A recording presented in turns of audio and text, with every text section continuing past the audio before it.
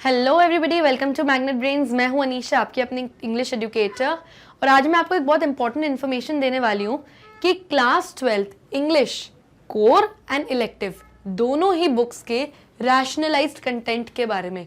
यानी last year Covid की वजह से कुछ आपका सिलेबस रैशनलाइज हुआ था, यानी रिड्यूस हुआ था, कम हुआ था, काफ़ी सारे चेंजेस आए थे। इस बार भी कुछ सीबीएसई ने आपका सिलेबस जो है वो रैशनलाइज किया है, यानी कि रिड्यूस किया है, कुछ उसमें चेंजेस लाए गए हैं। यानी कुछ सिलेबस कम हुआ है, कुछ ऐड ऑन हुआ है, कुछ हटाया गया है। जो भी सब इन्फॉर्मेशन है वो सब मैं आपको आज इस बुक में, आपकी तीनों बुक्स जो कलाइडोस्कोप है, फ्लेमिंगो है, विस्ताज है, तीनों में जो भी है सब मैं आज बताने वाली हूँ कि आपका क्या क्या सिलेबस है और हर बुक में से क्या क्या सिलेबस जो है वो रिड्यूस हुआ है, क्या रिड्यूस हुआ है या किसी में रिड्यूस नहीं भी हुआ है, सबकी इंफॉर्मेशन आज मैं आपको यहाँ पर बताने वाली हूँ। सबसे पहले हम इंग्लिश इलेक्टिव से स्टार्ट करते हैं। जो आपकी इंग्लिश इलेक्टिव बुक है वो है कलाइडोस्कोप बुक। ये आपकी क्लास 12 की कलाइडोस्कोप बुक है।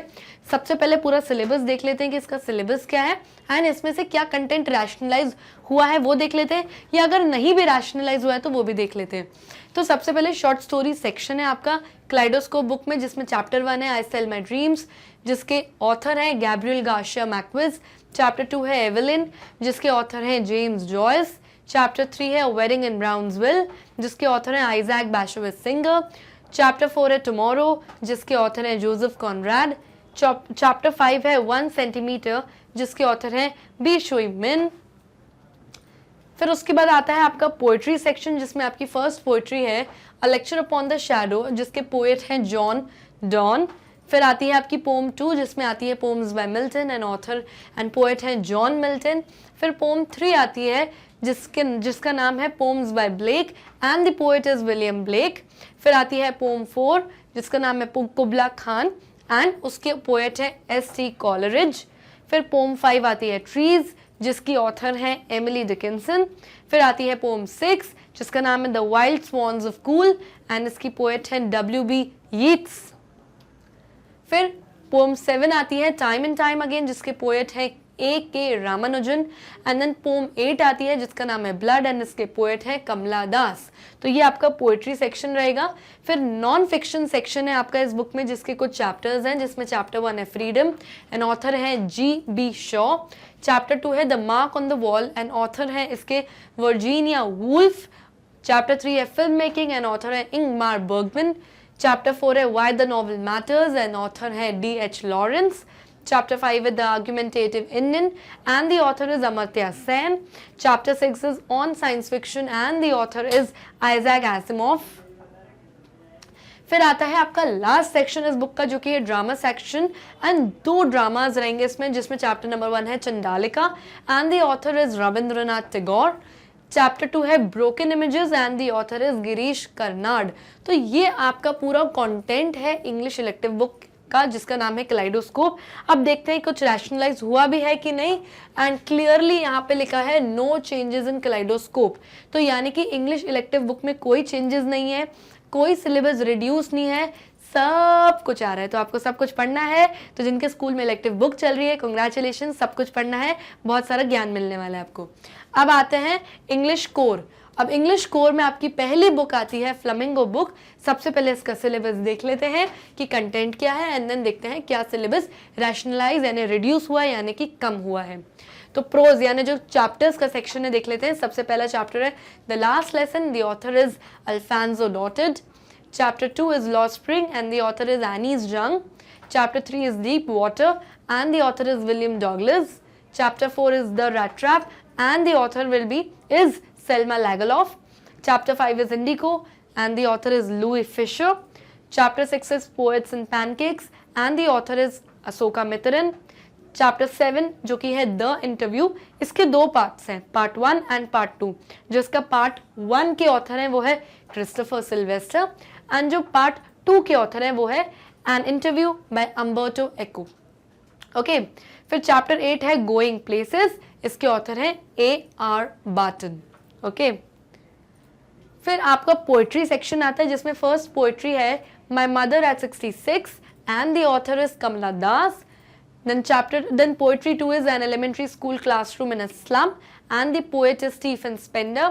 Poet 3 Poem 3 is Keeping Quiet and the poet is Pablo Neruda. Poem 4 is A Thing of Beauty and the poet is John Keats. Poem 5 is A Roadside Stand and the poet is Robert Frost. And the last poem is Aunt Jennifer's Tigers and the poet is Adrienne Rich. तो ये आपका flamingo book का पूरा syllabus है. अब देखते हैं कि इसमें रैशनलाइज क्या हुआ है. तो क्लियरली जो आपकी पोएट्री नंबर 2 है, पोएट्री चैप्टर 2 जो है, basically poem number 2 an elementary school classroom in a slum by Stephen Spender, ये आपका पेज नंबर 92 से लेके 94 तक का आपकी पोम है. और ये जो टॉपिक है या ये जो चैप्टर या पोम जो है ये ड्रॉप हुआ है, यानी फुल चैप्टर, ये पूरी फुल पोम जो है आपकी क्या हुई है, ड्रॉप हुई है.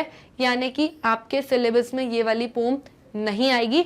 इसको छोड़ के बाकी सब कुछ पढ़ना है आपको. ठीक है, सो कंग्रेचुलेशंस आपको भी कि सिर्फ एक ही आपकी पोम है जो नहीं आ रही, बाकी सब पढ़ना है मेरे प्यारे बच्चों.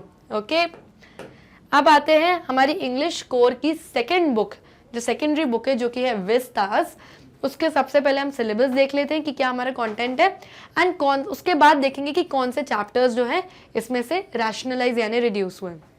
तो चैप्टर नंबर 1 है इसका the third level and the author is Jack Finney. Chapter 2 is the tiger king and the author is काल्की. Chapter 3 is journey to the end of the earth and the author is Tishani Doshi. Chapter 4 is the enemy and the author is Pearl S. Buck. Chapter 5 is Should Wizard Hit Mommy and the author is John Updike. Chapter 6 is On the Face of It and the author is Susan Hill. Chapter 7 is Evans Tries the No Level and the author is Colin Dexter.